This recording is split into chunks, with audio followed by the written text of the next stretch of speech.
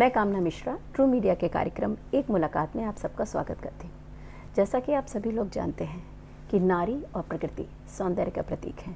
कितने ही कवियों, गज़लकारों और गीतकारों की प्रेरणा है नारी का सौंदर्य और प्रकृति का सौंदर्य। नारी और प्रकृति को आप एक दूसरे से पृथक नहीं कर सकते। आज मैं एक बहुत ही ख़ास शख्सियत को आप सबके समक्ष प्रस्तुत करने जा रही हूँ। नारी, सौंदर्य का प्रतीक, अति सुंदर, Miss India worldwide, Mrs India worldwide 2021 Shrimati Monica Ahuja ji, जिन्हें वहाँ मिसेस ग्लैमरस के खिताब से नवाजा गया। दुबई में इस कार्यक्रम का आयोजन हुआ और बहुत गर्व से मैं ये कहती हूँ कि मिसेस मोनिका जी को, मिसेस मोनिका आहूजा जी को ये खिताब मिला। स्वागत है Mrs Monika Ahuja ji. Thank you जी, थैंक यू सो मच। नमस्कार, धन्यवाद आपका। जितनी खूबसूरत आप देखने में हैं उतना ही सरल और सुंदर आपका स्वभाव है।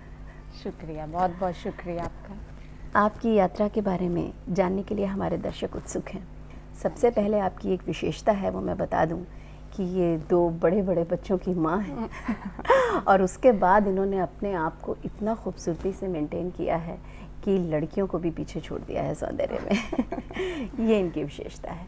मैं आपकी यात्रा के बारे में जानना चाहती हूँ, आपके परिवार का क्या सहयोग है और ये ख्याल आपके दिल में कैसे आया कि आप ब्यूटी क्वीन, वैसे ठीक है आप बहुत खूबसूरत हैं, इसमें कोई शक नहीं है, लेकिन ब्यूटी कॉन्टेस्ट में पार्टिसिपेट करने के लिए परिवार का सहयोग और प्रेरणा, इस विषय में कुछ बताएं। हाँ जी बिल्कुल। पहले तो आपका बहुत बहुत धन्यवाद कि आपने मुझे इस काबिल समझा कि यूट्यूब के इस चैनल में आपने मुझे प्रस्तुत करने का मौका दिया, मुझे इतना बड़ा मौका दिया कि मैं यूट्यूब के इस चैनल में स्वागत है बहुत बहुत धन्यवाद।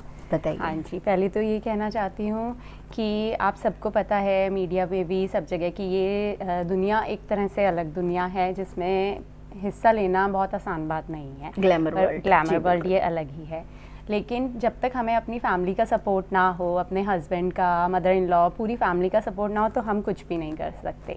तो वही बात है, मुझे भी मेरी फैमिली का इतना सपोर्ट मिला, मेरे हस्बैंड, मेरी मदर इन लॉ, मतलब जॉइंट फैमिली है मेरी, सब ने बहुत सपोर्ट किया कि इस काम को करने में मुझे कोई दिक्कत नहीं आई। सब ने मेरा हौसला बढ़ाया कि आप ये ज़रूर करिए, और मेरे बच्चों ने भी मुझे बहुत ज़्यादा प्रोत्साहित किया कि नहीं आप कर सकते हो मम्मा। तो बस उनके सपोर्ट के साथ मैंने यह ताज दुबई में जाके जीता है और आज मैं आपके बहुत शुभकामनाएं आपको और विशेष स्वस्ति कामनाएं आपके परिवार को।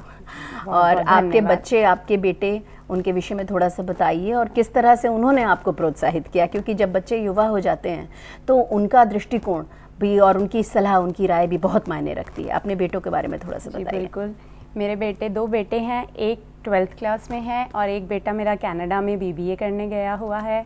इन दोनों ने भी मुझे बहुत सपोर्ट किया हर चीज़ में। जैसे कोई भी इसमें टास्क आता था मिसेस इंडिया के कॉन्टेस्ट में, वो सब मेरी हेल्प करते थे कि ऐसे करो ऐसे करो। सारे टास्क मेरे पूरे कंप्लीट करने में मेरे बच्चों ने मेरी बहुत सहायता करी है। थोड़ा सा आप अपने बचपन और फैमिली बैकग्राउंड के बारे में बताएं। क्या बचपन से ही आपकी इच्छा थी कि आप ब्यूटी कॉन्टेस्ट में जाएं और ये सब लें? परिवार में आपके मायके के बारे में थोड़ा सा बताइए। हाँ जी बिल्कुल, बचपन से हर लड़की की इच्छा होती है कि हम भी हीरोइन बने। जब टीवी में देखते हैं, फिल्मों में देखते हैं हीरोइन को कि हमें भी वैसा ही बनना है, तो ऐसी मेरी भी इच्छा थी कि मैं भी हीरोइन बनूँ, एक दिन फिल्म में आऊँ, बड़े पर्दे पे आऊँ। तो यही सब अपने सपनों को लेकर मैं धीरे धीरे बड़ी हुई। कॉलेज में भी मैंने 1-2 बार पार्ट लिया, उसमें भी मुझे मिस बोल्ड एंड ब्यूटीफुल का अवार्ड मिला। फिर मैंने यहाँ पर मिसेस इंडिया, आफ्टर मैरिज भी मैंने एक मिसेस इंडिया यूनिवर्स में कॉन्टेस्ट में लिया था, उसमें भी मुझे अवार्ड मिला था, उसमें भी क्राउन जीता है मैंने। और अब ये मैंने मिसेस इंडिया वर्ल्ड वाइड हॉटमॉन्ड की तरफ से था, इसमें दुबई में मैंने पार्ट लेकर मिसेस ग्लैमरस का अवार्ड जीता है। एक व्यक्तिगत प्रश्न मैं आपसे पूछना चाहती हूँ मिसेस मोनिका, आप मुझे बताइए ये इतना समय क्यों बीत गया? ये शादी तो आपकी हो गई, बच्चे बड़े हो गए, तो आप ये कॉन्टेस्ट पहले भी कर सकती थी। बिल्कुल कर सकते थे। उसका कोई विशेष कारण?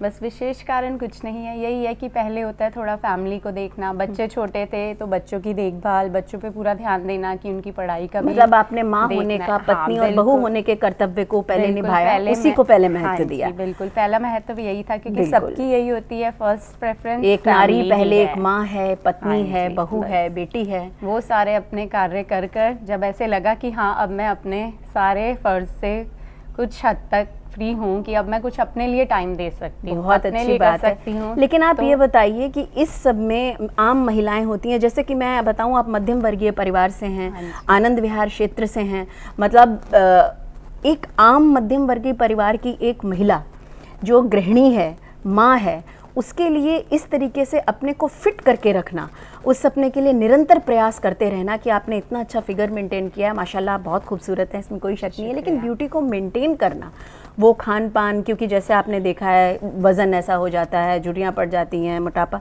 तो आपने अपने सपने के लिए जो इतना पैशन था कि मुझे अपने लक्ष्य को प्राप्त करना है, उसके लिए आपने अपनी खूबसूरती को, जो प्रकृति ने आपको वरदान दिया है, उसको मेंटेन करने के लिए क्या विशेष मशक्क़त की हमारी जो बहनें हैं वो, और सभी दर्शक जानना चाहेंगे, क्योंकि कोई ये विश्वास करना बहुत मुश्किल है कि आप 2 बच्चों की माँ हैं। 18 से ऊपर आपकी उम्र नहीं लग रही। 18 से ऊपर तो मेरे बच्चे ही हैं, दोनों बच्चे ही 18 साल से तो ऊपर आप थोड़ा सा अपने रूटीन के बारे में बताइए कि इतने सालों साल आपने किस तरह से मेंटेन किया है। बिल्कुल जी, ये कोई आसान नहीं है, ये फिगर पाना और पूरा मेंटेन अपने आप को रखना कोई आसान नहीं है। इसके लिए हमें डाइट प्लान भी लेना पड़ता है और साथ में अपने आप को फिट, एक्सरसाइज, पूरा रूटीन वर्क होता है कि आप किस तरह से खाए पिए, एक्सरसाइज। कोई विशेष एक्सरसाइज आप करते हैं, जिम, योगा, कुछ? बिल्कुल, मैं जिम जाती हूँ, जिम रूटीन है मेरा जिम का। और उससे भी बड़ी बात है ग्रेटफुलनेस।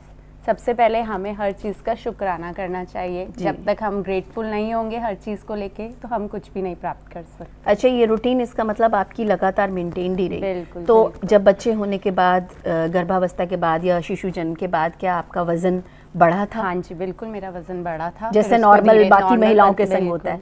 देखिए, ये प्रश्न पूछना इसलिए आवश्यक है क्योंकि हमारी बहनें या जो आम दर्शक हैं वो ये ना सोचें कि ये ब्लेस्ड हैं, इनको शायद वो सारे इश्यूज नहीं हुए। तो इस तरीके की बातें आती हैं तो मोनिका जी की जुबानी ही सुनेंगे। कैसे आपने? जब मैंने फर्स्ट बेबी कंसीव किया था तब मुझे स्वेलिंग हो गई थी, मैं बेड रेस्ट पे थी पूरे टाइम 9 मंथ्स के लिए। उसके बाद मेरा वजन इतना बढ़ गया था कि 85 kg तक पहुंच गया। 85 kg, और मैं बहुत स्वेलिंग आ गई थी पूरी बॉडी में। बस फिर डिलीवरी के बाद आपने एक आम महिला के ऊपर जो कुछ होता है वो सब आपने झेल कर फिर आप यहाँ इस मुकाम पर सारे फेसेस से निकली और अब जाके ये मुकाम मोनिका जी, मैं आपको तहे दिल से, हृदय दिल से कृतज्ञता ज्ञापित करती हूँ क्योंकि आप सभी महिलाओं के लिए एक इंस्पिरेशन है।